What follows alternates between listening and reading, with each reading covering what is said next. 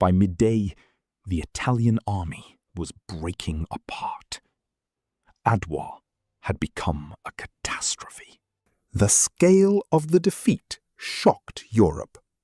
Thousands of Italian soldiers were killed, wounded, or captured. Large quantities of weapons and equipment fell into Ethiopian hands. Italy's dream of easy conquest had collapsed completely. For Ethiopia, the victory was extraordinary. An African army had defeated a European colonial force in open battle.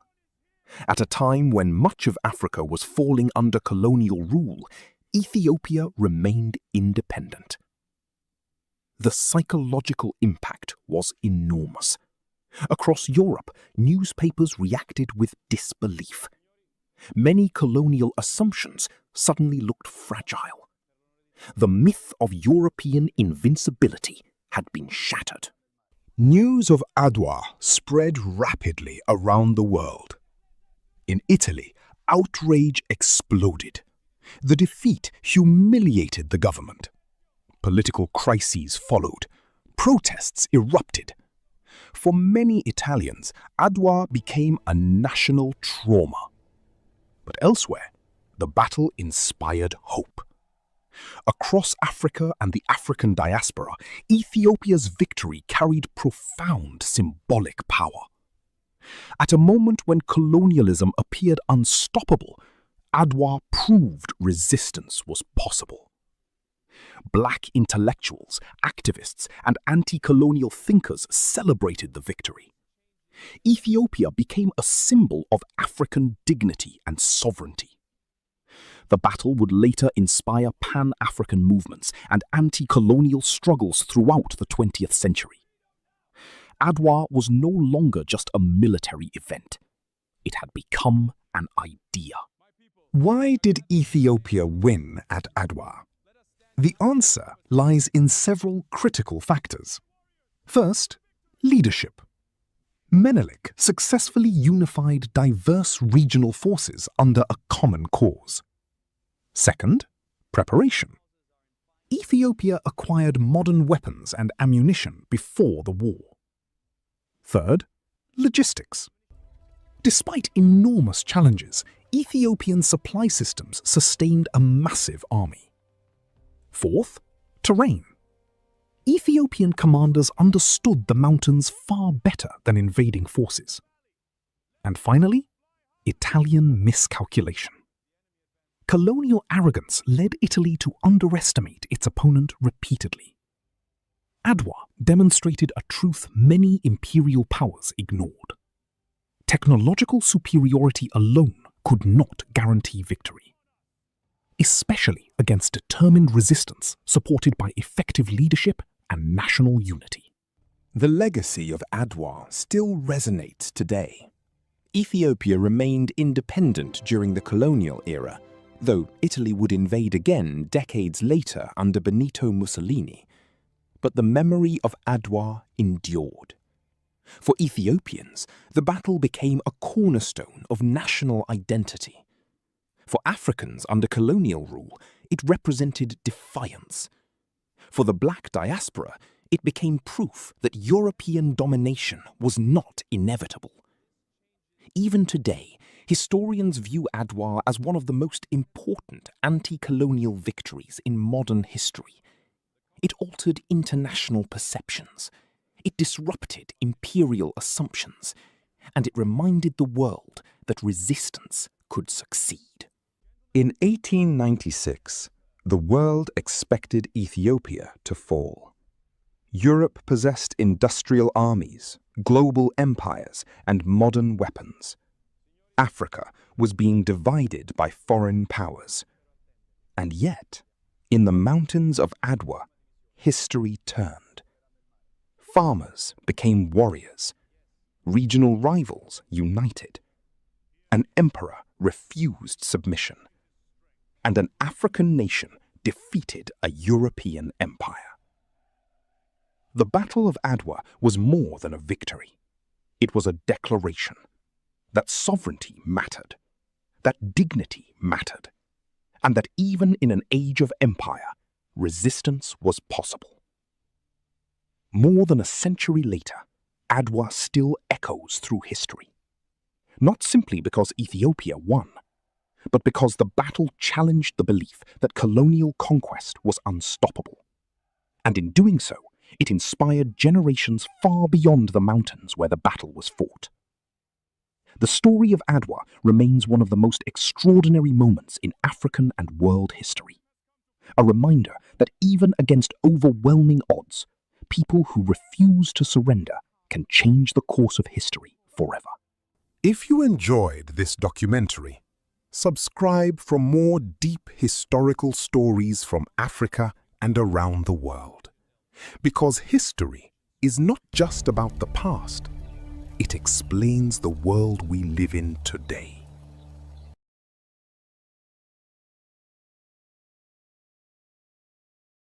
For over 6 centuries, one empire stood at the center of global power. It spanned 3 continents, commanded the world's most vital trade routes, and governed millions of people from vastly different cultures, religions, and languages. It witnessed the fall of medieval kingdoms, the rise of European powers, and the dawn of the modern age.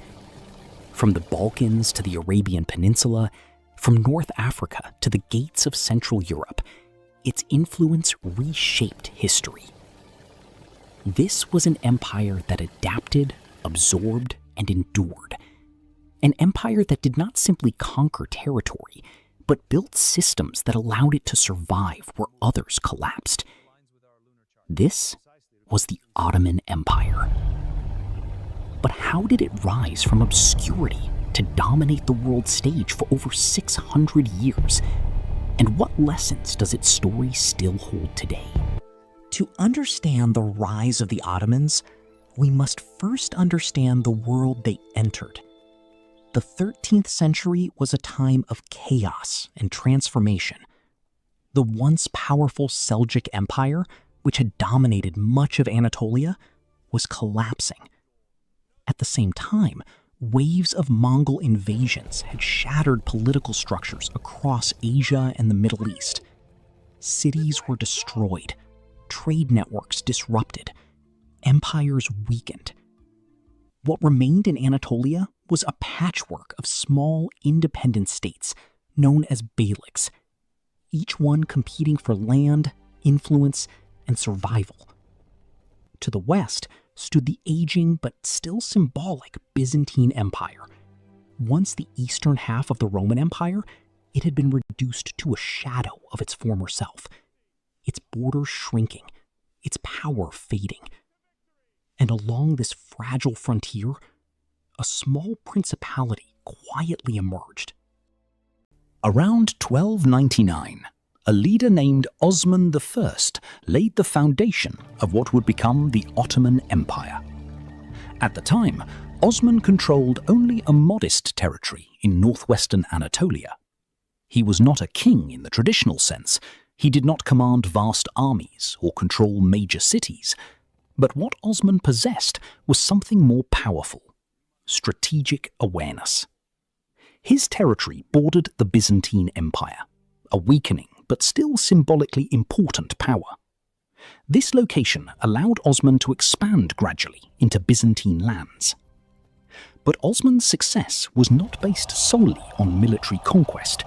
He built alliances with neighboring groups. He welcomed diverse populations into his territory. He allowed a level of autonomy that reduced resistance.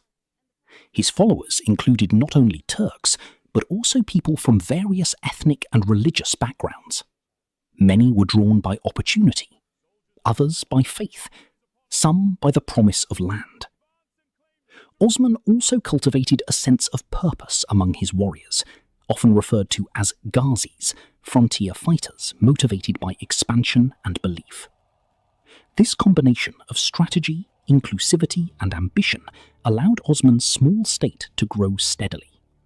By the time of his death, the foundation of a new power had been firmly established. After Osman's death, his successors, particularly Orhan and Murad I, continued expanding the state. But their greatest achievement was not just territorial growth, it was institutional development. Unlike many emerging states, the Ottomans focused on building systems that could sustain long-term rule. They developed a centralized administration, a structured taxation system, a growing military organization. One of their most important decisions was to establish a permanent capital, first in Bursa and later in Edirne. This gave the state stability and a clear political center. At the same time, the Ottomans began expanding into Europe. Crossing the Dardanelles, they entered the Balkans, a region divided and politically unstable. Here they faced fragmented kingdoms and internal rivalries. The Ottomans used a mix of diplomacy, alliances, and military force to gain control. In many cases, local rulers were allowed to remain in power as vassals. This reduced resistance and ensured smoother governance. It was a strategy that would define Ottoman expansion for centuries. At the heart of Ottoman success was its military. Unlike feudal armies in Europe, which relied on temporary service from nobles, the Ottomans developed a professional standing army. The most famous component of this army was the Janissary Corps. Recruited through the Devshirme system, young boys from Christian families were taken, educated, and trained for service. They were raised within the Ottoman system, converted to Islam, and trained in discipline, loyalty, and warfare. This created a highly skilled, centralized military force. The Janissaries were among the first armies in the world to use firearms effectively. They combined traditional combat skills with emerging technology, giving the Ottomans a major advantage. In addition to the Janissaries, the Ottomans used cavalry forces, sipahis, naval fleets, siege artillery. Their ability to coordinate different military units made them one of the most formidable forces of their time. In 1453, the Ottomans achieved one of the most significant victories in world history: the conquest of Constantinople. For centuries, this city had stood as a symbol of resilience and power. Its massive walls had repelled countless attacks. But Mehmed II, known as Mehmed the Conqueror, approached the challenge differently. He invested in new technology, massive cannons capable of breaching the city's defenses. He coordinated land and naval forces with precision. In one of the most famous military maneuvers in history, he transported ships over land to bypass the city's defenses. After weeks of siege, the city fell. This event marked the end of the Byzantine Empire, but more importantly, it transformed the Ottoman state into a global empire. Constantinople, renamed Istanbul, became the new capital, a city that would serve as the political, cultural, and economic heart of the empire. Following the conquest of Constantinople, the Ottoman Empire entered a period of rapid expansion. It extended its control across southeastern Europe, the Middle East, North Africa. This placed the Ottomans in control of major trade routes connecting Europe and Asia. Trade became a key source of wealth. Spices from Asia, silk from China, goods from Africa, all passed through Ottoman-controlled territories. The empire taxed this trade, regulated it, and benefited from it. This economic strength allowed the Ottomans to fund their military and administration. It also made them a central player in global commerce. The 16th century marked the peak of Ottoman power. Under Sultan Suleiman the Magnificent, the empire reached its greatest extent. But Suleiman's legacy goes beyond conquest. He focused on governance. He reformed laws, earning the title the lawgiver. He strengthened institutions. He supported arts, architecture, and culture.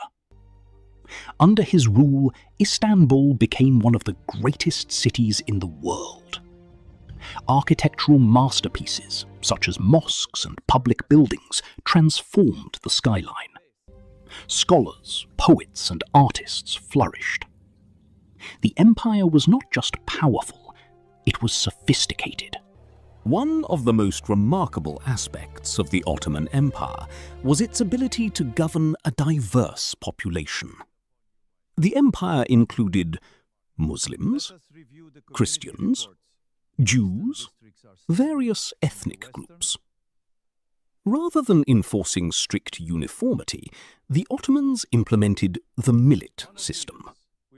Religious communities were allowed to govern their own internal affairs. This included legal systems, education, religious practices. In return, they paid taxes and remained loyal to the state. This system created stability across a vast and diverse empire. Over time, however, the empire began to face challenges. The military became less adaptable. The Janissaries resisted reform. Corruption increased. Meanwhile, Europe was advancing rapidly. New trade routes bypassed Ottoman territories. Economic power shifted. Technological innovation accelerated. The Ottomans struggled to keep pace. Efforts were made to modernize the empire. Reforms aimed to improve administration and strengthen the military. But change was slow. Internal resistance limited progress. At the same time, nationalist movements began to rise. Different regions sought independence. The empire became increasingly fragmented. World War I marked the final chapter. The Ottoman Empire joined the Central Powers. After defeat, its territories were divided.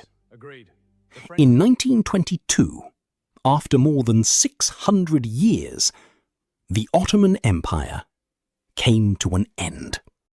The Ottoman Empire was not perfect.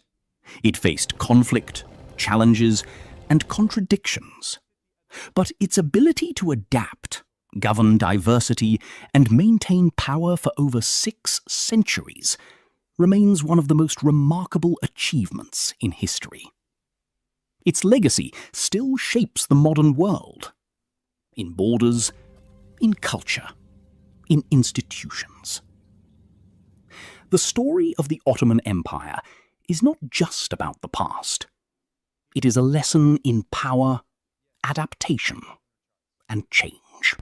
If you found this documentary insightful, like, share, and subscribe. Because history isn't just about what happened, it's about understanding why it matters. The Cold War is often remembered as a struggle between two superpowers, the United States and the Soviet Union. A conflict of ideologies, capitalism versus communism, East versus West. But there is a part of this story that is rarely told: Africa. As European empires collapsed, Africa emerged into independence. At the exact moment the world was dividing into rival camps, and in that moment, Africa became one of the most important and most overlooked battlegrounds of the Cold War. This is not a story of good and evil. It is a story of power, strategy, fear, hope, and unintended consequences. This is the story of how the Cold War shaped Africa. This channel is dedicated to uncovering untold stories from history, wars, and global conflicts. If that matters to you, take a moment to subscribe and let's explore these stories together.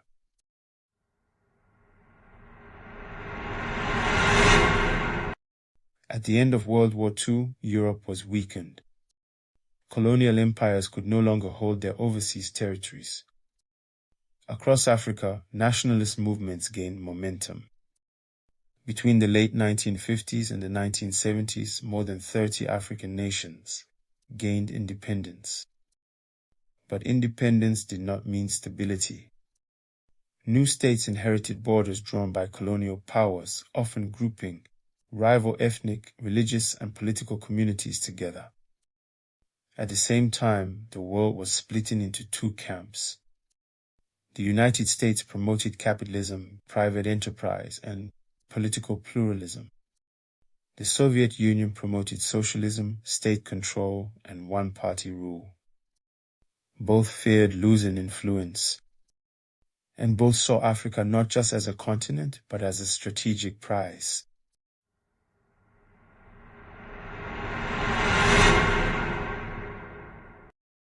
Africa mattered for four main reasons. First, geography. Africa sat between Europe, the Middle East, Asia, and the Atlantic. Control of sea routes, airspace, and military bases was crucial. Second, resources. Africa possessed oil, uranium, copper, diamonds, cobalt, and rare minerals. Some of the uranium used in the first atomic bombs came from the Congo. Third, ideology. New African nations were politically undecided. If they adopted socialism, the Soviet sphere expanded. If they adopted capitalism, Western influence grew. Fourth, symbolism. Winning African allies meant winning the support of the emerging, global South. Africa was not just territory, it was legitimacy.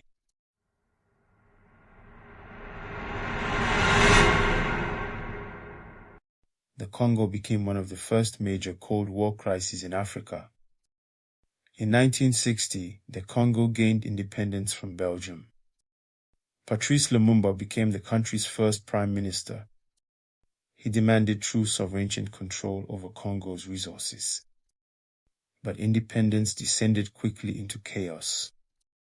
Belgian forces intervened. The mineral-rich Katanga region attempted to secede. The army mutinied. Lumumba asked the United Nations for help. When the UN refused to support him militarily, he turned to the Soviet Union. This alarmed the United States. Western governments feared Congo would become a socialist ally in Central Africa. Within months, Lumumba was removed from power, arrested, and later assassinated in 1961. Joseph Mobutu, with Western backing, eventually took control. He ruled for over 3 decades. The Congo crisis demonstrated how Cold War fears could override African sovereignty.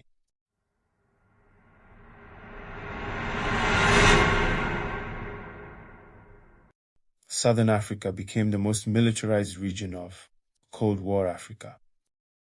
In Angola, 3 liberation movements competed for power after independence from Portugal in 1975. The MPLA received support from the Soviet Union and Cuba. UNITA received support from the United States and apartheid South Africa. Thousands of Cuban troops were deployed to Angola. Angola became one of the largest proxy wars of the Cold War.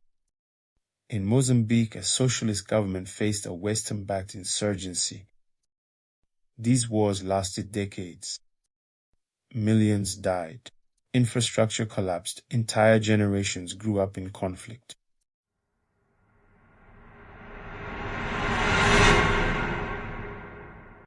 In the Horn of Africa, Cold War alliances shifted dramatically. Ethiopia was once a key ally of the United States. In 1974, a Marxist military junta known as the Derg overthrew Emperor Haile Selassie. Ethiopia aligned with the Soviet Union. Somalia, once Soviet-aligned, switched sides and moved toward the United States. The Ogaden War of 1977 saw former allies fight each other with different superpower backing. This showed that Africa was not passive. African states made strategic choices, sometimes changing sides, to protect national interests.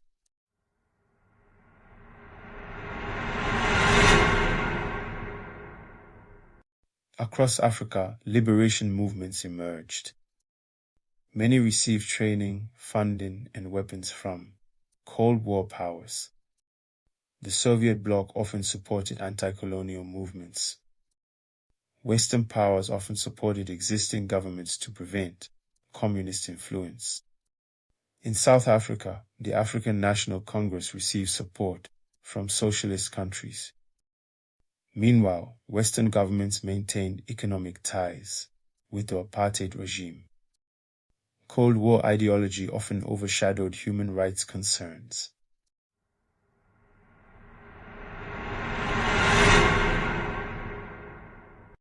African leaders were not merely pawns. Many used Cold War rivalry to their advantage. Kwame Nkrumah of Ghana promoted Pan-Africanism while maintaining independence from Moscow. Julius Nyerere of Tanzania developed African socialism distinct from Soviet models. Mobutu used anti-communism to secure Western support, despite authoritarian rule. Cold War aid often strengthened strongmen and military regimes, but it also funded education, infrastructure, and state institutions. The results were mixed.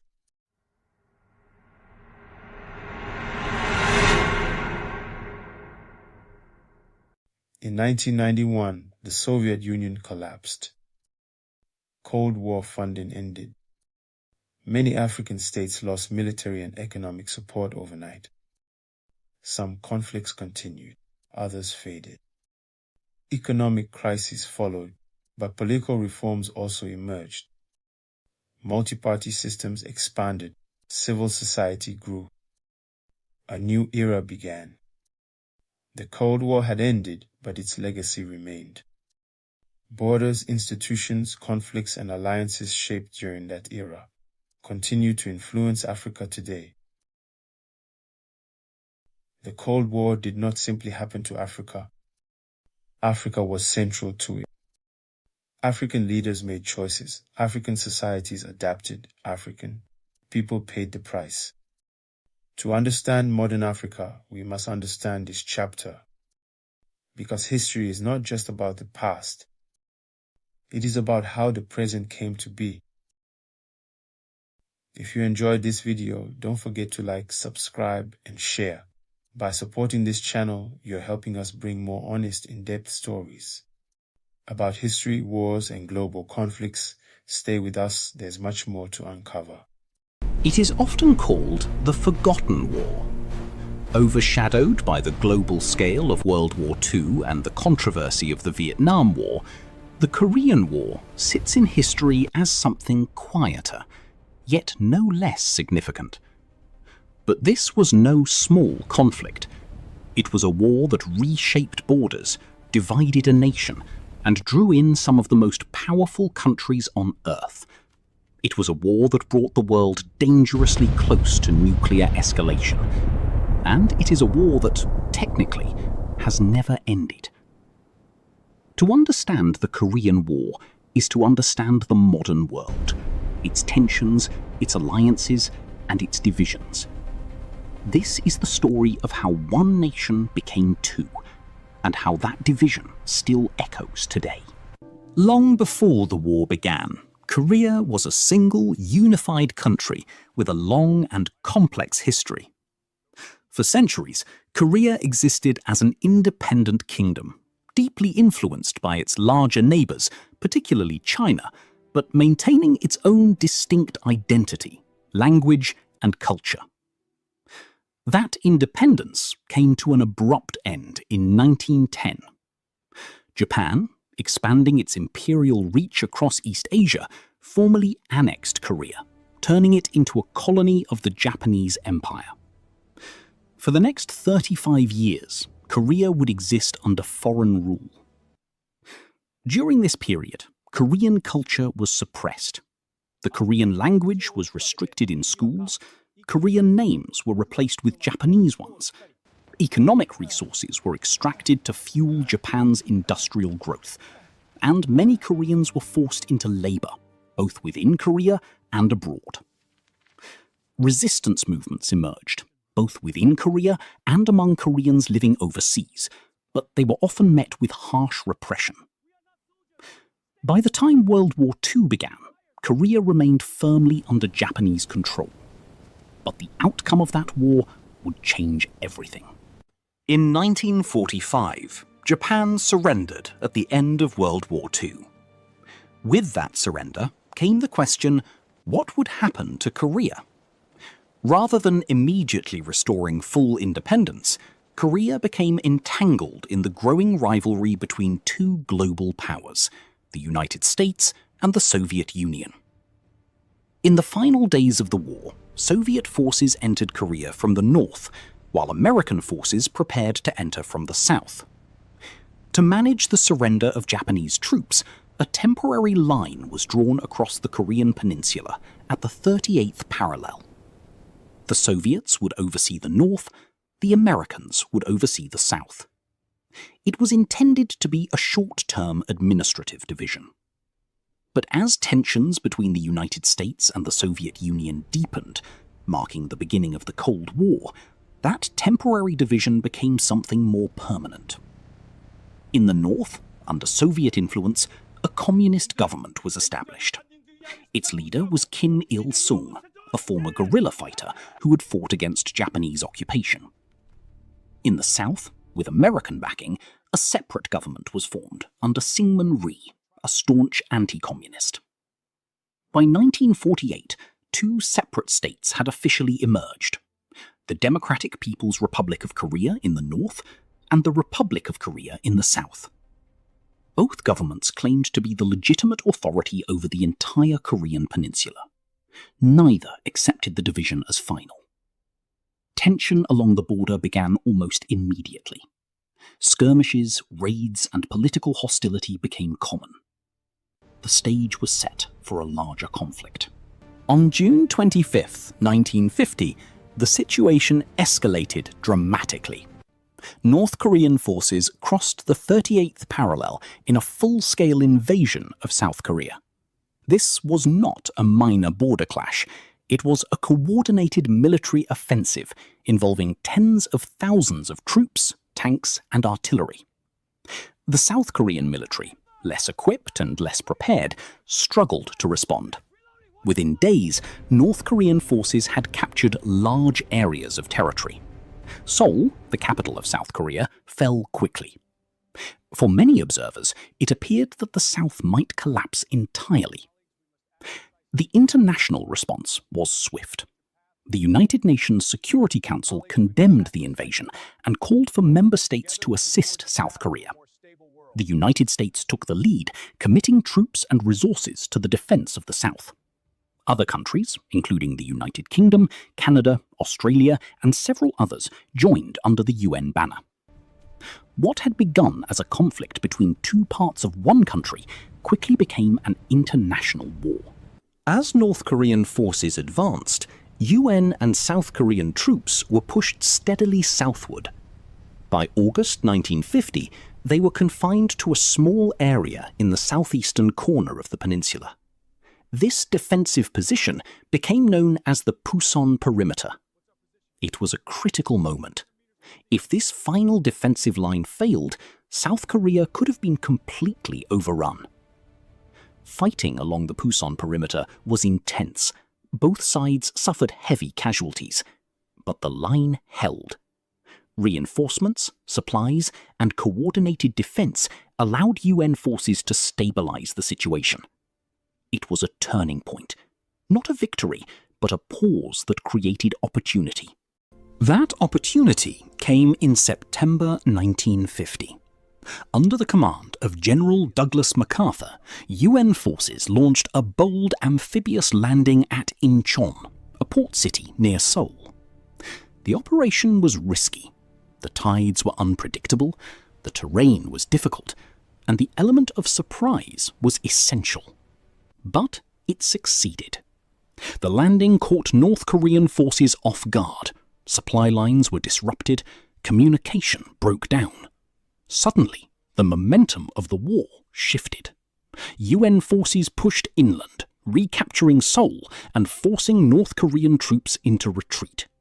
What had seemed like a near defeat had turned into a rapid advance. With the tide turned, a major decision was made. Rather than stopping at the 38th parallel, UN forces continued their advance into North Korea. The objective shifted from defending South Korea to reunifying the peninsula under a non-communist government. Initially, the advance was successful. North Korean resistance weakened. UN forces moved steadily northward, approaching the Yalu River, the border between North Korea and China. But this advance raised serious concerns. China, which had recently undergone its own communist revolution, viewed the presence of foreign troops near its border as a direct threat. Warnings were issued, but they were not fully heeded. In October 1950, the war changed again. Chinese forces entered the conflict in large numbers. They did not declare war formally at first. Instead, they moved in quietly, using the cover of darkness and difficult terrain to their advantage. When they struck, it was sudden and overwhelming. UN forces, unprepared for the scale of the intervention, were forced into retreat. One of the most intense and challenging battles took place at the Chosin Reservoir. Conditions were extreme. Temperatures dropped far below freezing. Equipment malfunctioned. Soldiers faced not only the enemy, but also the environment. Despite these challenges, UN forces managed a strategic withdrawal, avoiding complete destruction. But the broader outcome was clear. The advance into North Korea had failed. The war was shifting again. By early 1951, the front lines stabilized near the 38th parallel. Neither side was able to achieve a decisive breakthrough. The war entered a new phase, one defined not by rapid movement, but by stalemate. Trench systems were established. Artillery exchanges became routine. Small territorial gains were made and lost repeatedly. The fighting resembled the static warfare of World War I. Behind the lines, political tensions continued to rise. There were debates over strategy, disagreements between military leaders and political authorities. At one point, General MacArthur publicly advocated for expanding the war into China. This included the possibility of using nuclear weapons. The suggestion was controversial. Ultimately, it led to his removal from command. The war continued, but the risks had become clear. Peace talks began in 1951, but reaching an agreement proved difficult. Key issues included the exact location of the border and the handling of prisoners of war. Negotiations dragged on for 2 years. Meanwhile, fighting continued. Finally, on July 27, 1953, an armistice agreement was signed. It established a ceasefire. It created a buffer zone, the Demilitarized Zone, or DMZ. But it did not formally end the war. No peace treaty was signed. The Korean War remains, in a technical sense, unfinished. The human cost of the Korean War was immense. Millions of people lost their lives. This included soldiers from both sides, as well as a large number of civilians. Cities were destroyed. Infrastructure was devastated. Families were separated, often permanently. The division of Korea meant that relatives who could once lived in the same country were now divided by one of the most heavily fortified borders in the world. For many, there was no opportunity to reunite. The impact of the war extended far beyond the battlefield. Today, the Korean peninsula remains divided. North Korea and South Korea have developed along very different paths. South Korea has become a major global economy known for its technology, culture, and democratic institutions. North Korea, by contrast, remains one of the most isolated countries in the world, with a highly centralized government and significant military focus. The DMZ still stands as a physical reminder of the conflict. Tensions between the two sides continue, though open warfare has not resumed. The Korean War also had broader global consequences. It reinforced the division between communist and non-communist blocs during the Cold War. It led to increased military presence and alliances in East Asia, and it demonstrated how regional conflicts could quickly become international. The Korean War may be called the Forgotten War, but its impact is anything but forgotten. It reshaped a nation, it influenced global politics, and it created a division that still exists today. It is a reminder that some conflicts do not end with a clear resolution, that the consequences of war can last for generations, and that history, even when overlooked, continues to shape the present. A war without a peace treaty, a border that still divides, and a story the world should never forget. Did you know that more than 1 million African soldiers and laborers served in World War II? Yet most of them were never recognized, never honored, and rarely mentioned in the history books. These were men taken from their homes, from villages, towns, kingdoms, and colonies across the entire African continent. Men who fought under foreign flags for empires that did not see them as equals. Today, we are telling their story, their courage, their sacrifice, and the injustice they faced. This is African soldiers in World War II, the hidden heroes. Before World War II began, almost all of Africa was under European colonial rule. Britain, France, Portugal, and Italy. These colonial governments had already created African military units. The Senegalese tirailleurs in French West Africa, the King's African Rifles in East Africa, the Royal West African Frontier Force in West Africa. When the war erupted in 1939, Europe turned to Africa for manpower, for labor, for resources, and for strategic bases to launch their campaigns. From Senegal to Kenya, from Nigeria to South Africa, Africans were caught, and many were forced to fight under foreign command. By 1945, more than 1 million Africans had served the Allied war effort. British colonies raised huge armies: Nigerians, Ghanaians, your UGNDNS, Kenyans, Malians, Zambians. The King's African Rifles fought across East Africa and Asia. The Royal West African Frontier Force marched through the deadly jungles of Burma. French colonies recruited tens of thousands more. The Senegalese tirailleurs, one of the largest African forces in the entire war. They fought in Europe, in North Africa, in Italy, and in the liberation of France itself. African soldiers served as infantry, as drivers, as engineers, as cooks, as porters, as stretcher bearers, and as frontline fighters. They faced deserts, jungles without monsoons, and bitter European winters.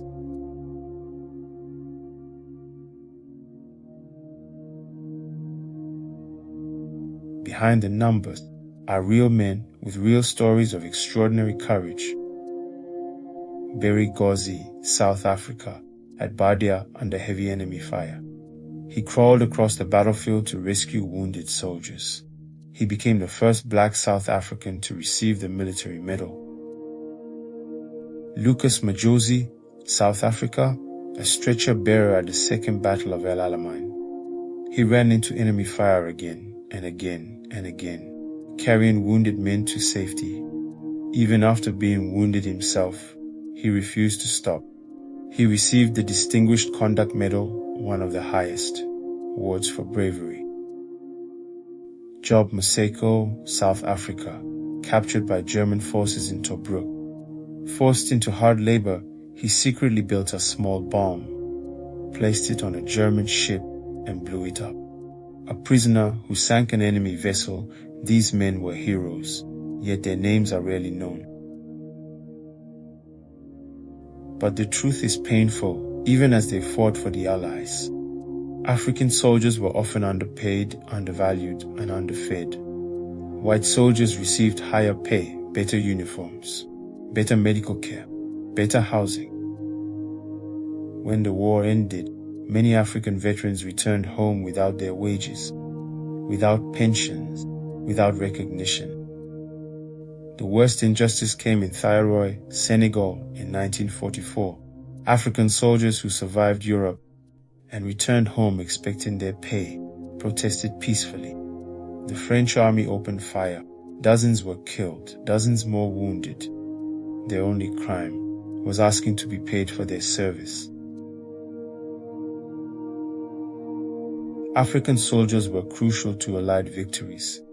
In North Africa, they fought Italian and German forces across deserts and mountains.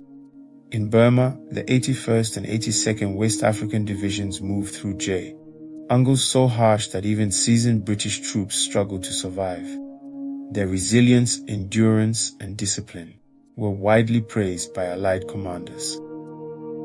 Yet, after the war, their contributions were quietly erased from many Western history books.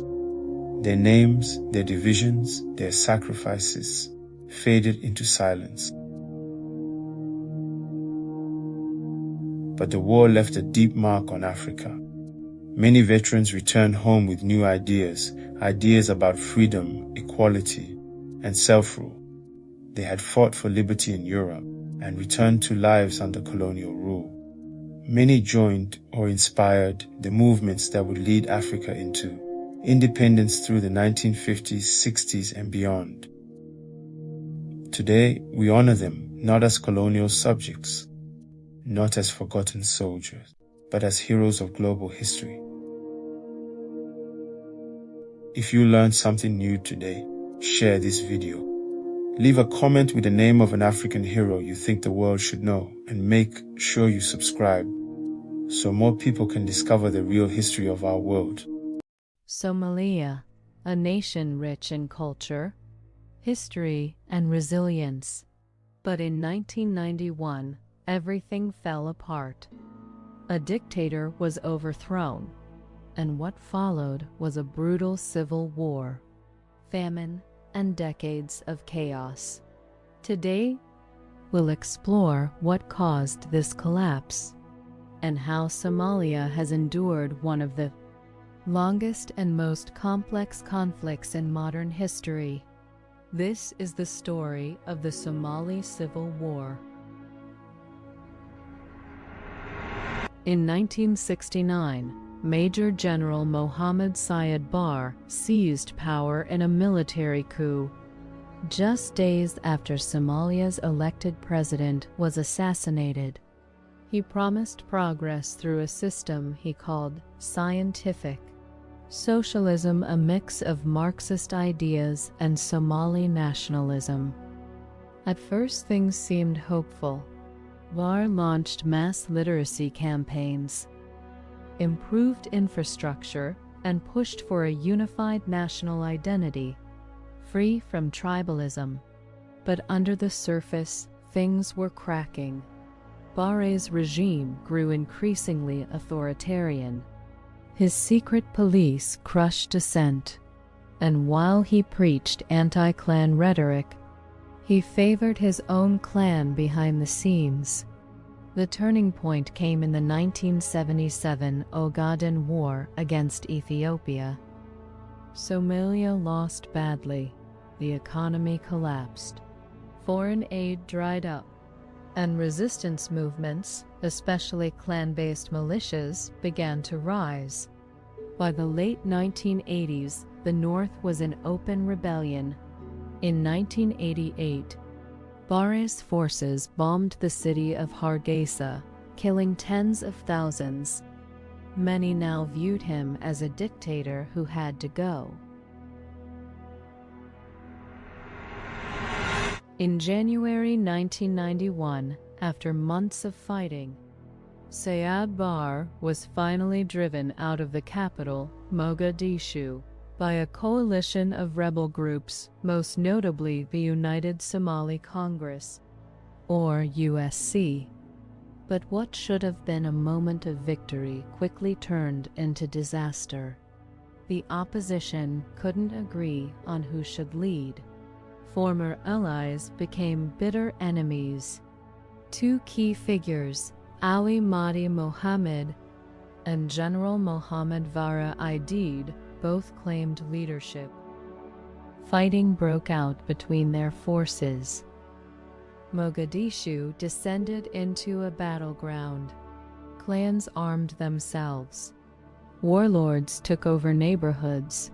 There was no police, no army, no government, only chaos.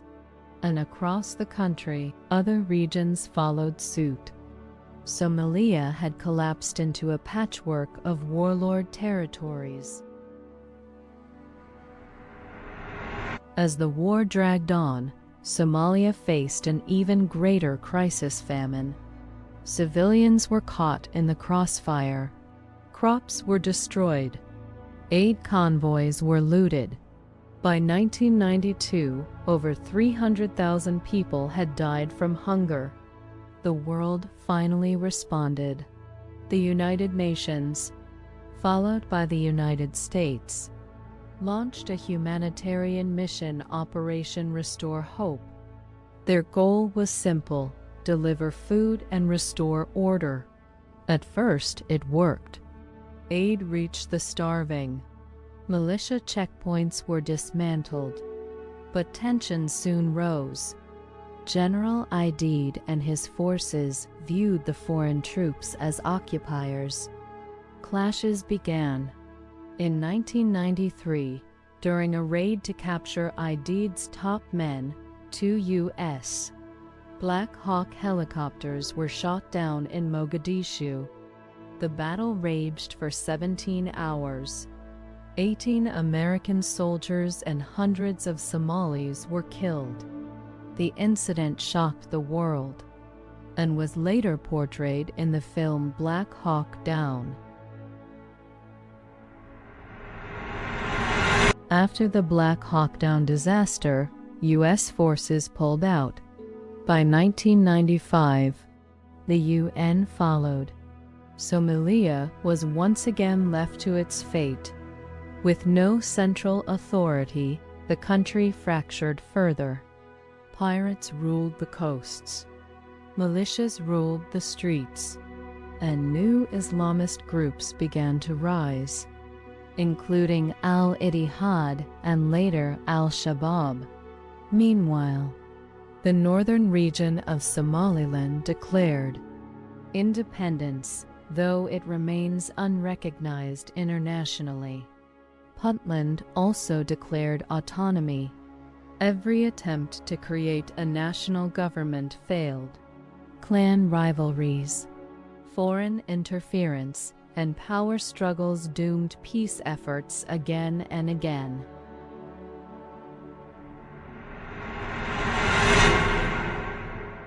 Since 1991, Somalia has experienced waves of violence, foreign interventions, and fragile peace talks.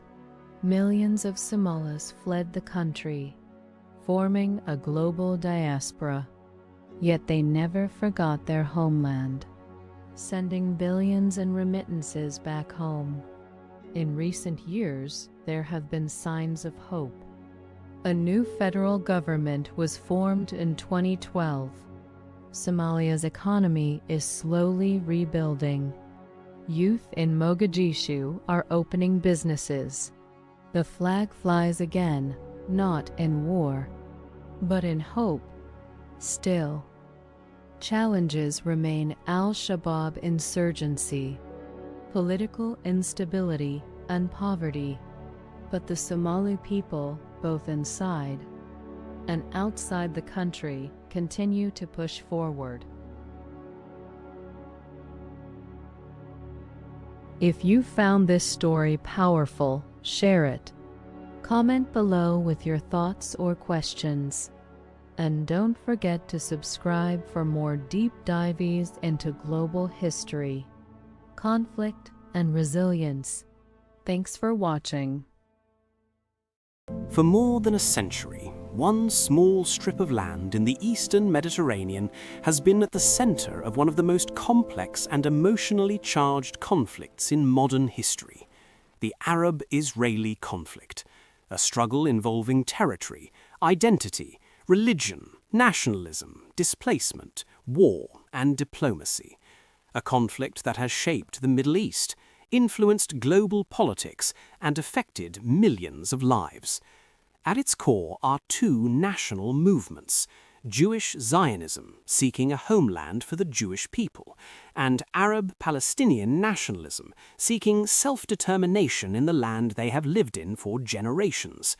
Both claim historical and emotional ties to the same territory, and both have experienced profound suffering. Understanding this conflict requires stepping back, looking at history carefully, examining the facts, and listening to multiple perspectives. Because the story of the Arab-Israeli conflict did not begin in a single moment. It developed gradually, through empires, migrations, wars, revolutions, and political decisions that continue to shape the region today. This is the history of that conflict. To understand the Arab-Israeli conflict, we must begin before the conflict itself existed. For centuries, the region known historically as Palestine was part of the Ottoman Empire. The population was diverse. Muslims formed the majority, alongside Christian communities and a small Jewish population that had lived in the region for generations. Cities like Jerusalem, Hebron, Safed, and Jaffa were home to people from different religious traditions. For much of this period, identity was not defined primarily by nationalism. People identified by religion, local community, or imperial loyalty, rather than modern nation-states. But by the late 19th century, powerful new ideas were spreading across Europe and the Middle East: nationalism.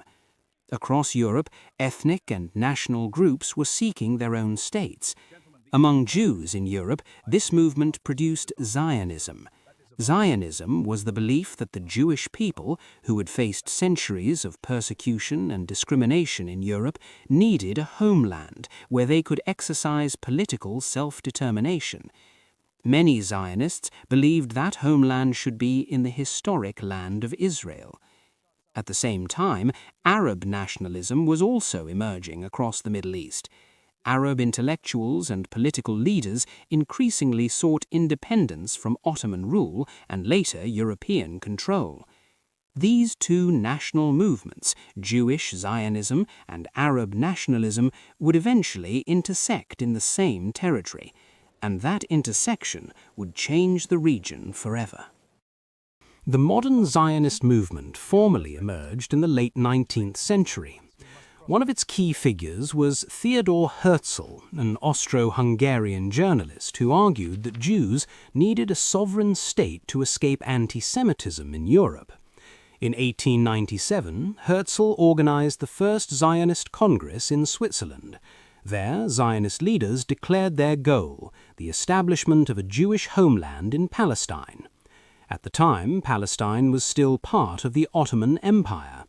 Beginning in the late 1800s and early 1900s, waves of Jewish immigrants began moving to the region. These migrations are known as the Aliyot, meaning ascents in Hebrew. Many of these immigrants were fleeing persecution, pogroms, and economic hardship in Eastern Europe and Russia. They began establishing agricultural settlements and communities. Some purchased land from absentee landlords. Others founded collective farming communities known as kibbutzim. These developments gradually changed the demographic landscape. While Jews were still a minority in the early decades of the 20th century, their population began growing steadily. Many Arab residents grew increasingly concerned about the political implications of this immigration. They feared losing land, influence, and ultimately control of the territory. Tensions between communities slowly increased, but the most dramatic turning point was yet to come. World War I reshaped the political map of the Middle East. The Ottoman Empire collapsed after centuries of rule. In the aftermath, European powers, particularly Britain and France, took control of large parts of the region. Britain was given administrative control over Palestine through a system known as the British Mandate. But Britain had already made several promises during the war that complicated the future of the region. In 1917, the British government issued the Balfour Declaration. This statement expressed support for the establishment of a national home for the Jewish people in Palestine. At the same time, Britain had also made commitments to Arab leaders who were seeking independence from Ottoman rule. These overlapping promises created deep political contradictions. Jewish immigration increased under British rule. At the same time, Arab Palestinians demanded independence and majority political control. Violence between communities began to rise. Riots broke out in the 1920s and 1930s. Both sides organized militias. Jewish defense organizations such as Haganah were formed. Arab uprisings also took place. One of the most significant was the Arab Revolt of 1936 to 1939, a large-scale uprising against British rule and increased Jewish immigration. Britain struggled to control the escalating conflict, and the situation became even more complicated with events unfolding in Europe. The outbreak of World War II profoundly affected the future of Palestine. During the war, Nazi Germany carried out the Holocaust, the systematic murder of 6 million Jews across Europe. The scale of the genocide shocked the world. After the war, many Jewish survivors were displaced, homeless, and unable to return to their former communities. For many, the idea of a Jewish homeland became even more urgent. Zionist organizations increased pressure on Britain to allow more Jewish immigration to Palestine. But Britain, concerned about Arab opposition and regional stability, restricted immigration. Tensions escalated further. Jewish underground groups began attacking British installations. Britain increasingly found the situation unmanageable. In 1947, Britain referred the problem to the newly formed United Nations. The UN proposed a solution, but that solution would lead directly to war.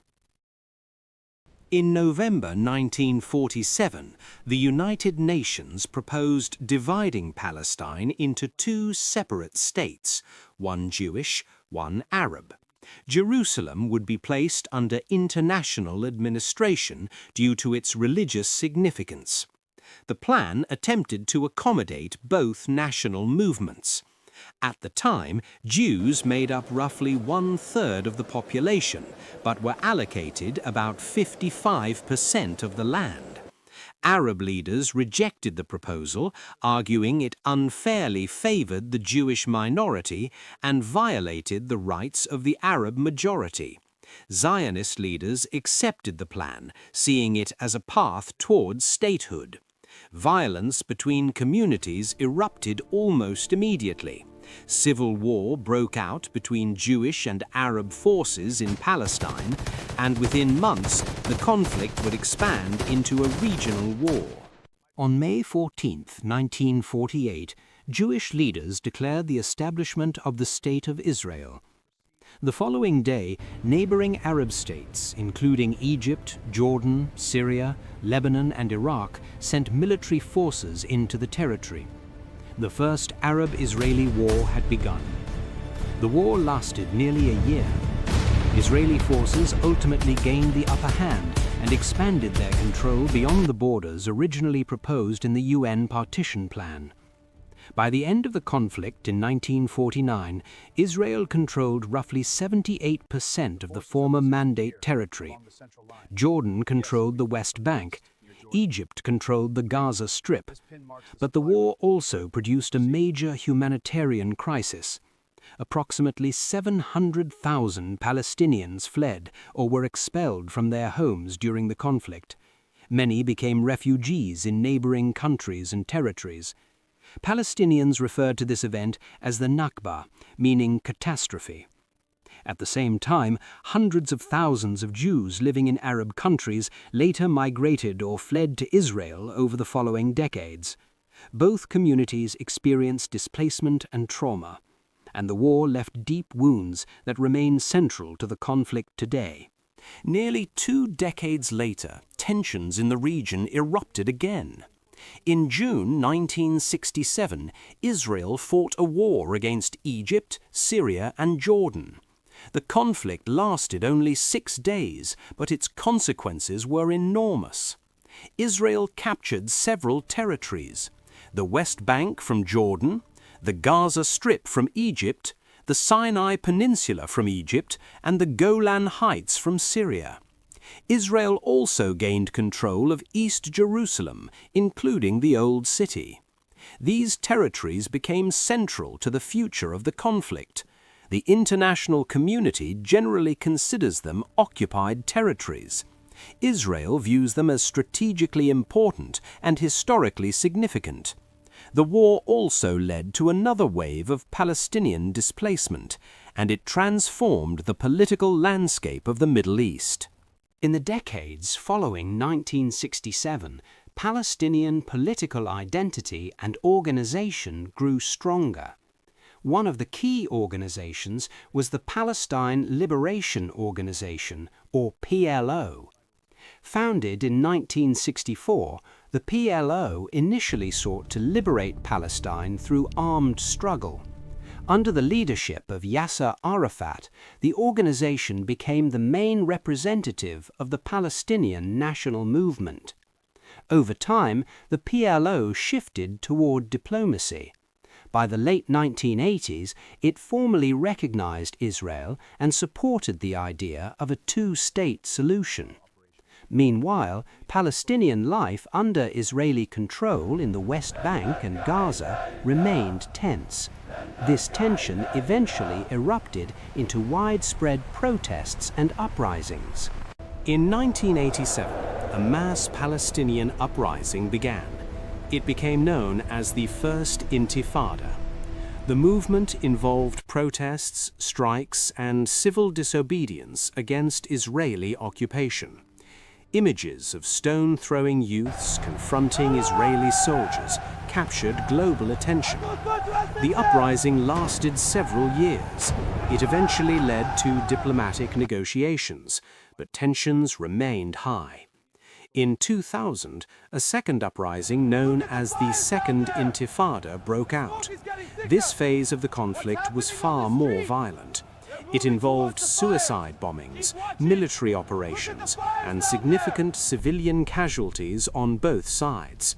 The violence deepened mistrust and made peace negotiations increasingly difficult. Despite the violence, there have been repeated attempts to achieve peace. One of the most significant was the Oslo Accords in the 1990s. These agreements created the Palestinian Authority and allowed limited Palestinian self-governance in parts of the West Bank and Gaza. The long-term goal was a negotiated two-state solution, but key issues remained unresolved. These include borders, security arrangements, the status of Jerusalem, Israeli settlements in the West Bank, and the fate of Palestinian refugees. Over the years, multiple rounds of negotiations have attempted to address these issues, but no final agreement has yet been reached. Today, the Israeli-Palestinian conflict remains one of the most enduring disputes in modern international politics. Israel is a sovereign state with a powerful economy and military. Palestinians remain divided between the West Bank, governed in part by the Palestinian Authority, and Gaza, controlled by the group Hamas since 2007. Violence periodically escalates between Israel and armed groups in Gaza. Meanwhile, Israeli settlements continue to expand in parts of the West Bank, a policy widely criticized internationally. Humanitarian concerns, security fears, and political divisions persist on both sides, and the broader Arab-Israeli conflict has evolved. Several Arab states have signed peace agreements with Israel, but the Palestinian question remains unresolved. The Arab-Israeli conflict is often described in simple terms, but its reality is far more complex. It is a conflict shaped by history, trauma, identity, religion, and geopolitics. Both Israelis and Palestinians see their narratives as rooted in justice, survival, and national identity. Both have experienced loss and suffering, and both continue to seek security, dignity, and a future for their people. Understanding the conflict does not require choosing a side. It requires understanding the history, because only by examining the past carefully can we begin to understand why peace remains so difficult and why so many people continue to hope that one day it may still be possible.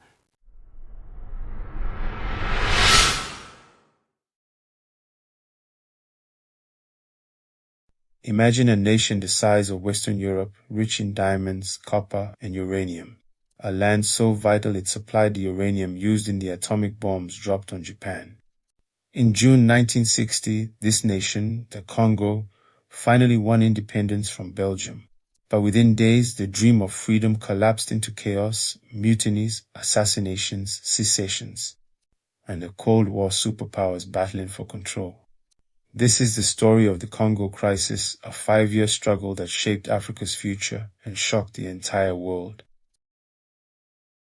For over 75 years, Congo suffered under Belgian colonialism. King Leopold II once ruled it as his private kingdom, a regime of forced labor, rubber quotas, starvation, and death. Millions of Congolese lives were lost. Even after Belgium took direct control, Congolese were denied opportunities. By 1960, only a handful held university. Degrees, political parties formed quickly, but unity was fragile still. On June 30, 1960, the Belgian flag was lowered. Joseph Kasavubu became president, Patrice Lumumba. A fiery nationalist became prime minister. Lumumba gave a speech that shocked the world. While Belgium's King Baudouin praised colonization as a civilizing mission, Lumumba boldly declared the truth that Congolese had endured cruelty, humiliation, and exploitation. It was a powerful moment of African pride, but beneath the celebration lay cracks that would soon tear the nation apart. Days after independence, the Congolese army mutinied against its Belgian officers. Violence spread. Belgium sent troops back in, claiming to protect its citizens, but many saw it as an attempt to recolonize. Then came an even greater crisis. The province of Katanga, Congo's richest region, filled with copper and uranium, declared independence. Its leader, Moise Chaume, had the support of Belgian mining companies and foreign advisors. Congo's new government was breaking apart before it had even begun. Patrice Lumumba turned to the United Nations for help, but the UN refused to crush Katanga secession, fearing it would look like taking sides. Frustrated, Lumumba turned elsewhere to the Soviet Union. The United States panicked. The CIA saw Lumumba as Africa's Castro, a potential communist foothold in the heart of the continent. In secret, the CIA funneled money to a young army officer, Joseph Mobutu. His mission was clear: remove Lumumba. The Congo was no longer just an African crisis. It had become a Cold War battlefield. In September 1960, President Kasavubu dismissed Lumumba. Days later, Mobutu staged a coup backed by Western powers. Lumumba tried to rally support, but he was hunted down, arrested, and paraded in public humiliation. On January 17, 1961, he was transferred to Katanga, where Belgian officers and Chaume's men executed him. His body was dissolved in acid. The world did not learn the full story for years, but when the truth emerged, it sparked outrage. Across Africa, Lumumba became a martyr for independence. Ghana's Kwame Nkrumah mourned him. Malcolm X and Che Guevara hailed him as a symbol of anti-imperialism. His death changed the face of African politics forever. Lumumba's death did not bring peace. Instead, the Congo spiraled deeper into violence. The UN finally launched major operations against Katanga after bloody battles. Sham secession collapsed in 1963. But by then, Congo was consumed by other rebellions. The Simba rebels rose in the east, mercenaries from Europe, and South Africa joined the fight. Foreign powers, both east and west, poured in weapons and money. Ordinary Congolese endured massacres, hunger, and displacement. The dream of independence had turned into a nightmare. In 1965, Joseph Mobutu staged another coup. This time, he took full power. The United States welcomed him as a reliable ally against communism. Mobutu promised stability, but instead he built a dictatorship. He renamed the country Zaire, enriched himself with billions, and ruled for 32 years with an iron fist and flamboyant style. Leopard skin hats, golden palaces, ruthless repression. The seeds of Congo's future wars, including Africa's World War in the late 1990s, were planted in the Congo crisis. The Congo crisis was more than just an African tragedy. It showed how fragile independence can be without unity. It revealed how Cold War powers could sacrifice democracy for influence. And it gave Africa its first great martyr, Patrice Lumumba. Today, Congo remains one of the richest nations on earth in minerals, cobalt, diamonds, coltan. Yet its people still face conflict, poverty, and exploitation. Lumumba's dream of a free, united, and dignified Africa lives on, but the shadow of the crisis still lingers. The Congo crisis of 1960 to 1965 was Africa's forgotten Cold War, a story of betrayal, bravery, and lost possibilities. If history teaches us anything, it is this: freedom without unity is fragile, and foreign interference can destroy a nation's future. If you found this story powerful, don't forget to like this video, share it, and subscribe for more untold African history. And tell us in the comments, do you believe Patrice Lumumba could have changed Africa's destiny if he had lived? April 2023. Gunfire echoes through the streets of Khartoum. Fighter jets scream across the sky. Homes are reduced to rubble. Hospitals are abandoned, and millions of civilians are trapped in the middle of a power struggle between two generals. But Sudan's war did not begin in 2023. It did not begin in 2019, and it did not begin in Darfur. To understand Sudan's civil war, we must go back decades to colonial borders, broken peace agreements, ethnic divisions, military coups, and unfinished revolutions. This is the story of how one of Africa's largest nations became the stage for one of the world's most devastating and most overlooked wars. Sudan's instability begins long before independence. From 1899 to 1956, Sudan was ruled as Anglo-Egyptian Sudan, jointly administered by Britain and Egypt, but in reality, Britain controlled policy. Colonial authorities ruled Sudan as two separate regions, the north, largely Arab and Muslim, the south, largely African and Christian or animist. Rather than unify the country, colonial policy deepened divisions. The north was developed politically and economically. The south was isolated, underdeveloped, and cut off from national governance. When Sudan gained independence in 1956, it inherited a fractured state, not a unified nation. And that fracture would soon explode. Even before independence was officially declared, Southern soldiers mutinied in 1955. They feared domination by the Arab-led North. This marked the beginning of Sudan's first civil war, a 17-year conflict between the central government and southern rebel groups. Over 500,000 people died. The war ended in 1972 with the Addis Ababa Agreement, granting limited autonomy to the south. But peace was fragile. In 1983, President Jafar Nimiri revoked Southern autonomy and imposed Islamic Sharia law nationwide. The South rebelled again, this time under the Sudan People's Liberation Army, SPLA. The Second Civil War lasted 22 years. It killed an estimated 2 million people. It displaced 4 million more. It was one of the deadliest wars in modern African history. The war finally ended in 2005 with the Comprehensive Peace Agreement, and in 2011, South Sudan voted for independence. Sudan was split into two countries, but peace did not follow because conflict had simply shifted. While the North and South were fighting, another war erupted in Western Sudan.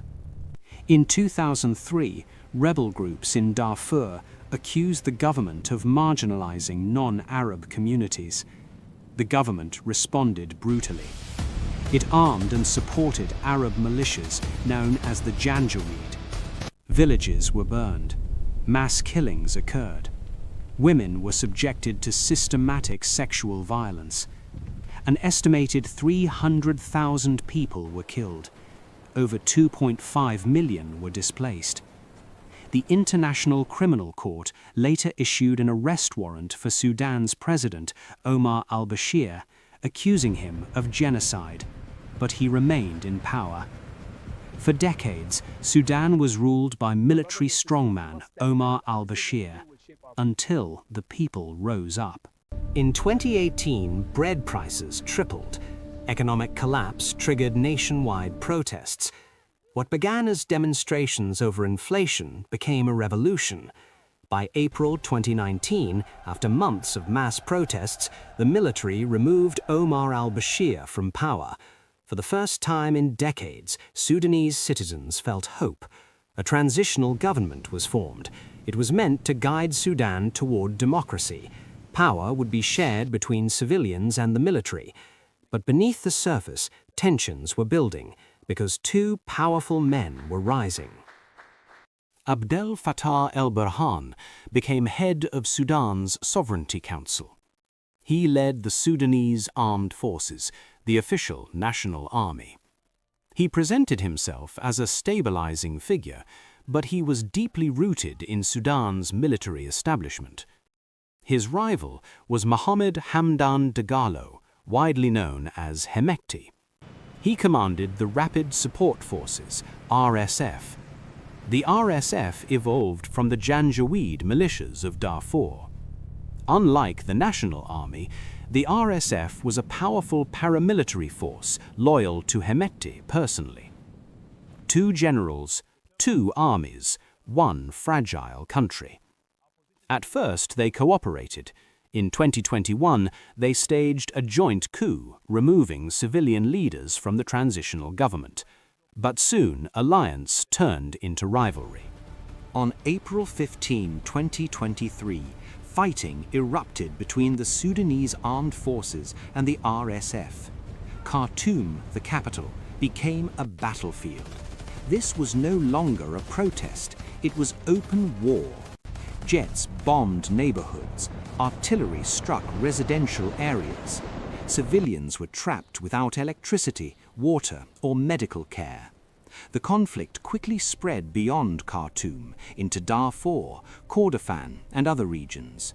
Within months, millions were displaced, thousands were killed. Sudan faced famine.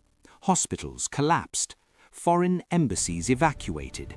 Sudan became one of the world's worst humanitarian crises.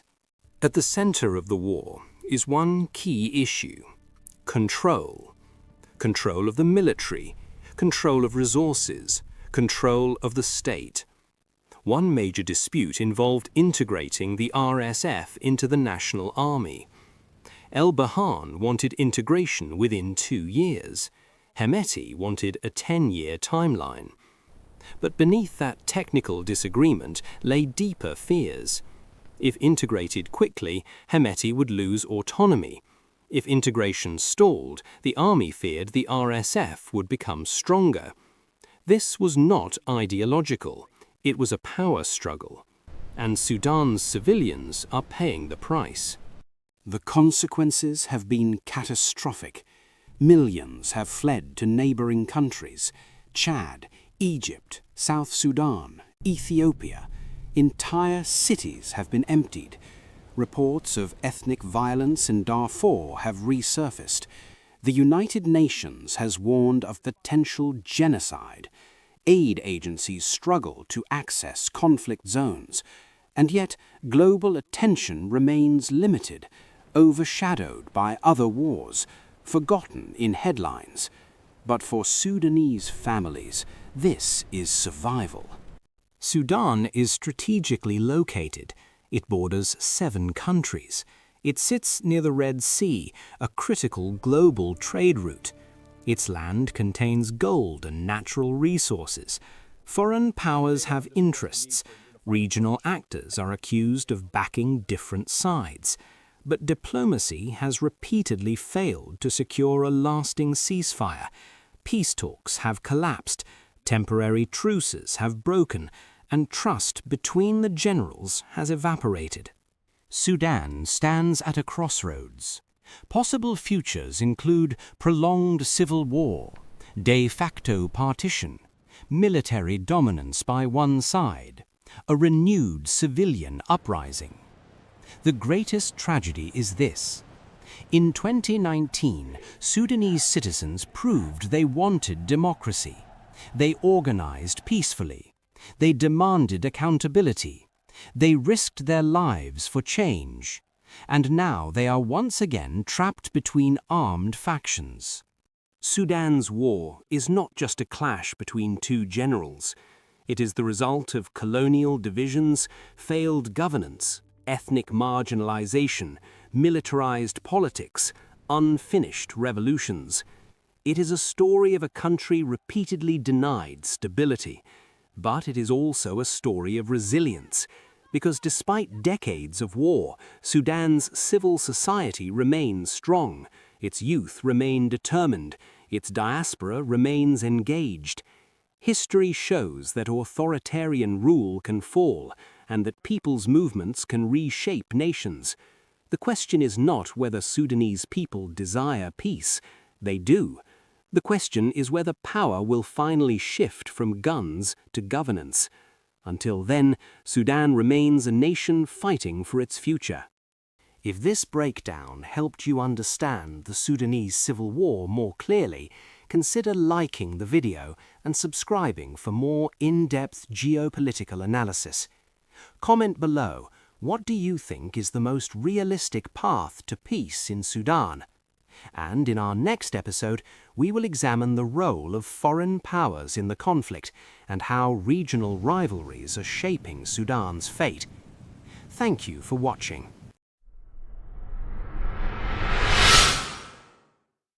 In the spring of 1994, Rwanda, a small nation in Central Africa, witnessed one of the most horrifying atrocities of the late 20th century, the Rwandan genocide. Over the course of just 100 days, from April to July 1994, an estimated 800,000 to 1 million people, primarily ethnic Tutsi, along with moderate Hutu and others opposed to extremist ideology, were slaughtered. The genocide was not a spontaneous outburst of violence, but a carefully orchestrated campaign rooted in colonial history, ethnic manipulation, political power struggles, and international indifference. The Rwandan genocide remains a defining case study of how propaganda, hate ideology, and state machinery can mobilize ordinary citizens into mass participation in atrocities. This documentary explores the historical roots, events, key actors, international response, aftermath, and lessons of the genocide.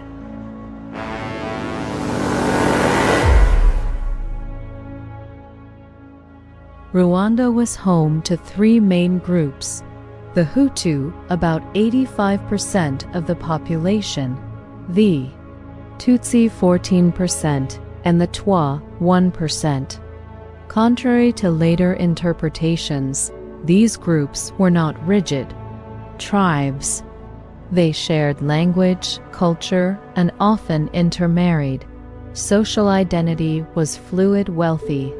Hutu could become Tutsi through social mobility, a practice known as Kwi-Hutora, while Tutsi who lost cattle could be considered Hutu.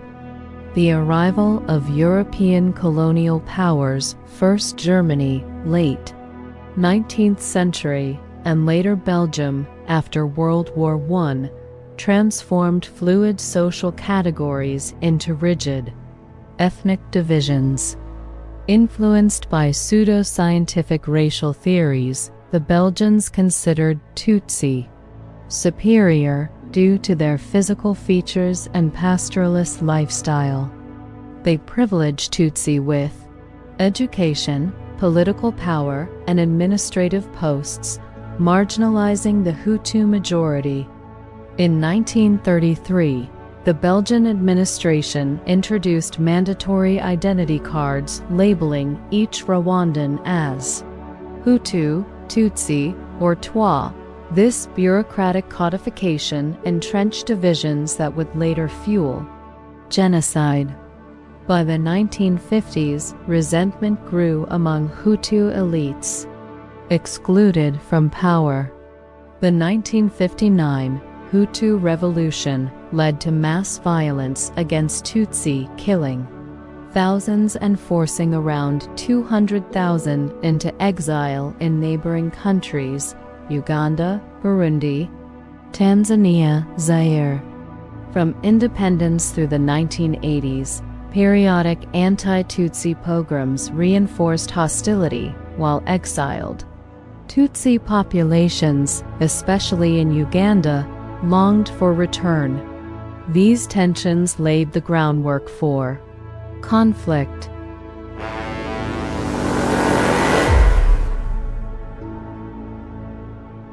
The Rwandan Patriotic Front, RPF, in 1987 exiled Tutsi in Uganda, formed the Rwandan Patriotic Front, RPF, a rebel movement seeking to reclaim their right to return. In October 1990, the RPF launched an invasion of northern Rwanda, sparking a civil war. The government, led by President Juvenal Habyarimana, responded with military force, but the conflict intensified divisions. Tutsi civilians inside Rwanda were increasingly scapegoated, accused of collaborating with the RPF. Rising ethnic propaganda during the early 1990s, hardline Hutu elites, known as the Akazu Little House, began spreading extremist propaganda through newspapers and especially the infamous Radio Television Libre des Mille Collines, RTLM. They painted Tutsi as cockroaches in Yenzi, dehumanizing them. Militia groups such as the Interahamwe, those who fight together, were trained and armed, preparing for large-scale violence. The Arusha Accords in 1993, peace talks mediated in Arusha, Tanzania, resulted in the Arusha Accords, which promised a power-sharing government including the RPF. While seen as a step toward peace, Hutu extremists viewed the accords as a betrayal and prepared instead for final solutions.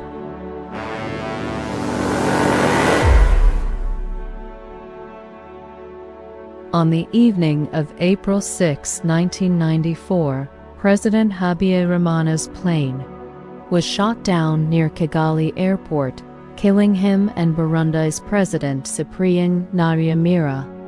The identity of the perpetrators remains disputed. Some blame the RPF, others point to Hutu extremists who opposed peace. Within hours, roadblocks appeared across Kigali. The Presidential Guard, army units, and militias launched targeted assassinations of moderate politicians and human rights activists, including Prime Minister Agathe Uwizeyimana. The killing escalated rapidly into mass slaughter.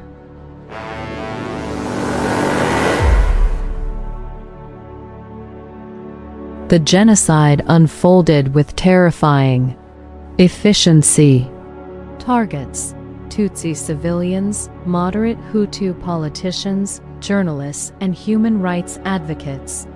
Methods: machetes, clubs, rifles, grenades, and mass executions at churches and schools where people sought refuge. Participation: ordinary citizens, encouraged and often coerced by militias, participated in killings. Lists of Tutsi households were distributed. Entire communities were wiped out. Families were separated. Women were subjected to mass rape, often deliberately infected with HIV. Notable massacres: Kigali, Tutsi were hunted door to door. Nairobi, thousands killed in a Catholic church. Murambi Technical School, over 40,000 Tutsi massacred after being lured into safe haven. The RTLM radio broadcast instructions were demanding Hutus to identify Tutsi hiding places and urging extermination.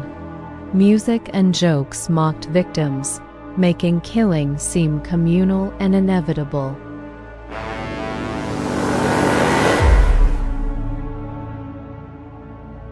A small United Nations assistance mission for Rwanda, UNAMIR, led by Canadian General Romeo Dallaire, was deployed to monitor the peace process. Dallaire repeatedly warned the UN of imminent mass killings, but his requests for reinforcements were denied. After 10 Belgian peacekeepers were killed, Belgium withdrew its forces, and the UN Security Council reduced troop numbers from 2,500 to about 270 at the height of the killings. Western powers, the United States, scarred by its failed intervention in Somalia, 1993, avoided involvement. The Clinton administration avoided using the term genocide to escape obligations. Under international law, France, an ally of Habyarimana, conducted Operation Turquoise, establishing a safe zone, but critics argue it protected perpetrators more than victims. The global failure: by the time the world acknowledged genocide was underway, hundreds of thousands were already dead. The Rwandan genocide became a lasting symbol of international failure to prevent atrocities despite clear warnings.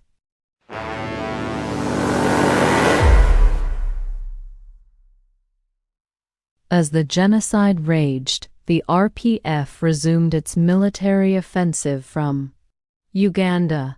By July 1994, they captured Kigali, effectively ending the genocide. Approximately 2 million Hutu, including genocidaires, fled to Zaire, now Democratic Republic of Congo, and other neighboring countries, triggering a massive refugee crisis and future regional wars.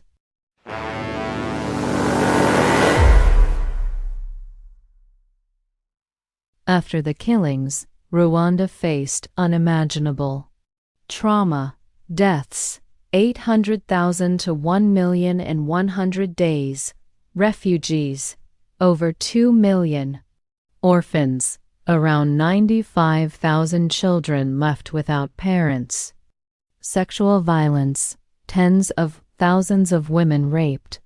Many contracted HIV and AIDS. Traditional community courts were revived to try perpetrators, processing over 1.9 million cases by 2012. International Criminal Tribunal for Rwanda, ICTR, established by the UN in 1994, based in Arusha, Tanzania, convicted key leaders of genocide and crimes against humanity, including media leaders of RTLM. National trials. Thousands face justice within Rwanda's own judicial system.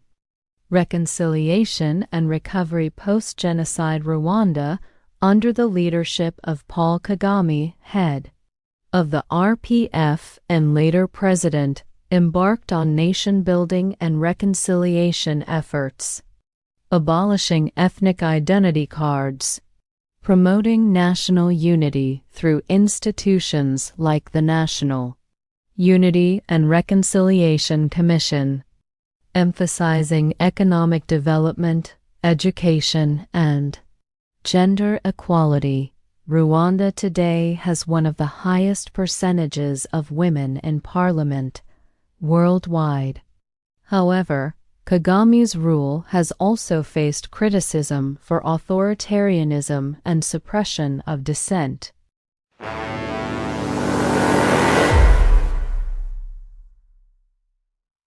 The Rwandan genocide remains a stark reminder of the destructive power of hate ideology, propaganda, and political manipulation.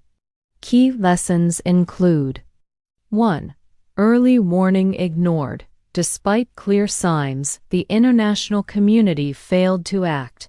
2. Power of media. Propaganda played a central role in mobilizing violence. 3. Responsibility to protect R2P.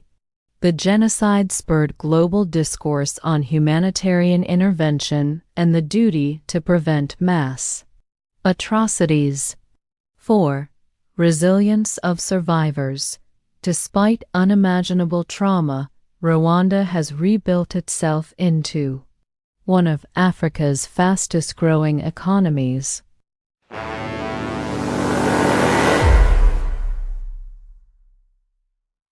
The Rwandan genocide of 1994 was not inevitable. It was the result of historical manipulation, extremist planning, and global neglect. In just 100 days, humanity witnessed the capacity of ordinary people, fueled by hate and fear, to commit extraordinary evil. Yet, in its aftermath, Rwanda has shown resilience, striving to transform its tragedy into a foundation for unity and progress. As the world reflects on Rwanda, the greatest responsibility is to ensure never again is not just a phrase, but a commitment to act decisively wherever and whenever human lives are threatened by genocide. If you found this story powerful, share it. Comment below with your thoughts or questions, and don't forget to subscribe for more deep dives into global history, conflict, and resilience. Thanks for watching. Imagine this. 14 European powers gathered in a grand room in Berlin. On the table before them, a map of Africa. No Africans were invited. No voices from the land they were dividing were heard. And yet, by the end of their meeting, they had carved up an entire continent like a cake shared among empires.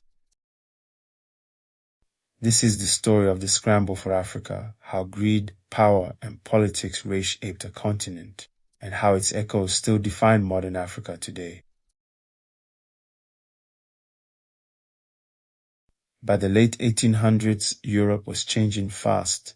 The Industrial Revolution had transformed it into a machine hungry for raw materials: cotton, gold, copper, rubber, and ivory. Africa was rich in all of them, Before 1880, European powers controlled less than 10% of Africa, mostly coastal, trading posts. But when King Leopold II of Belgium secretly claimed the Congo in 1882, everything changed.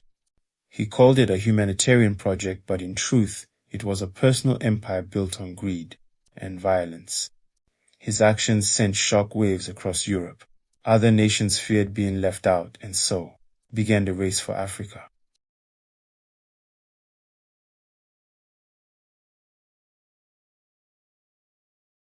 To prevent European nations from going to war with each other, Germany's Chancellor, Otto von Bismarck, called for a meeting. For 3 months, from November 1884 to February 1885, representatives from Britain, France, Germany, Portugal, Belgium, Spain, and others sat in Berlin's Reich Chancellery. They claimed they were bringing order and progress to Africa, but in reality they were dividing it. There were no African leaders in the room, not a single representative from the continent. In that conference, they drafted what became known as the General Act of Berlin, a set of rules for claiming African territory. It introduced the idea of effective occupation, meaning that a country had to physically control an area to claim it. It also declared free trade along the Congo and Niger rivers and banned the slave trade. Ironically, after Europe had profited from it for centuries. When the conference ended, the future of Africa had been decided by men who had never set foot on most of its soil.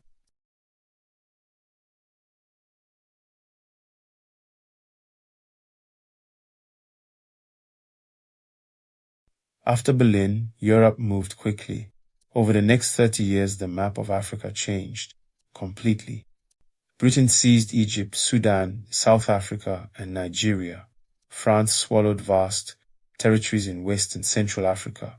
Belgium took the Congo, 80 times the size of its own country. Germany claimed parts of today's Tanzania, Namibia, and Cameroon. Portugal kept Angola and Mozambique. Italy snatched Libya, Eritrea, and Somalia. By 1914, 90% of Africa was under European rule. Only 2 nations remained, independent Ethiopia and Liberia. Borders were drawn with straight lines, cutting through over 10,000 ethnic groups and countless languages. Tribes were split apart.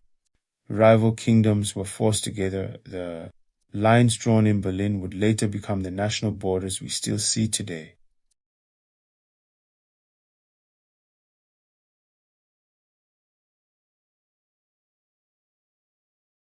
The scramble for Africa was not just political, it was brutal. In the Congo Free State, millions of Africans were enslaved to collect rubber. Hands were cut off if quotas weren't met. It's estimated that 10 million people died under Leopold's rule. In German Southwest Africa, modern Namibia, the Herero and Nama people rose up in resistance. Germany responded with extermination orders. Men, women, and children were driven into the desert to die, one of the first genocides of the 20th century. Across the continent, similar stories unfolded. The Ashanti, the Zulu, and the Benin kingdom fought bravely, but machine guns crushed spears. Colonial powers extracted wealth, built railways not for Africans but to carry away Africa's treasures. They preached civilization but brought chains.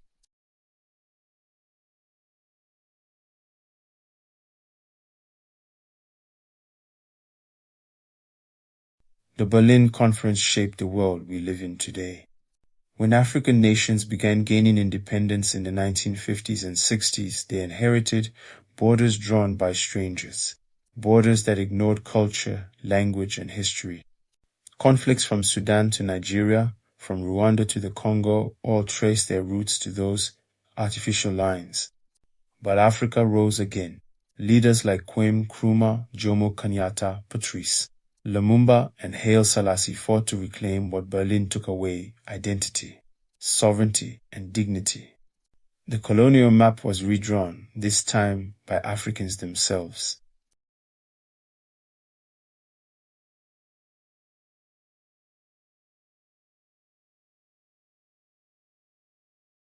The scramble for Africa wasn't just about land, it was about power, greed, and control. But history is not finished. Today, a new generation is rewriting the story, telling it in their own voices, their own way. Africa is not a victim of history, it is the author of the future.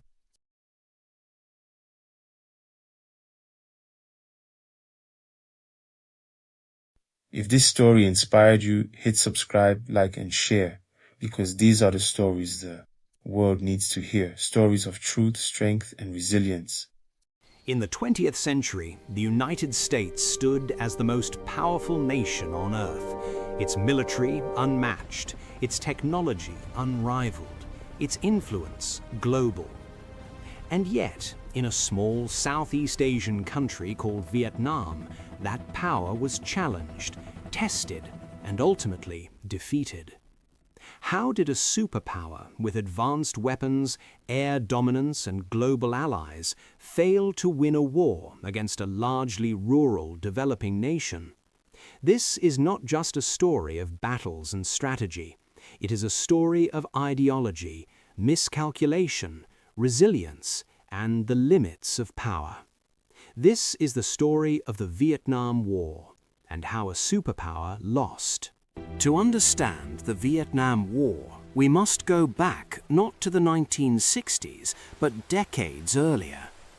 Vietnam had been under colonial rule by France since the late 19th century. For years, the Vietnamese people resisted foreign control. One of the leading figures of this resistance was Ho Chi Minh, a nationalist and communist leader who sought independence for Vietnam. During World War II, Japan occupied Vietnam. When the war ended in 1945,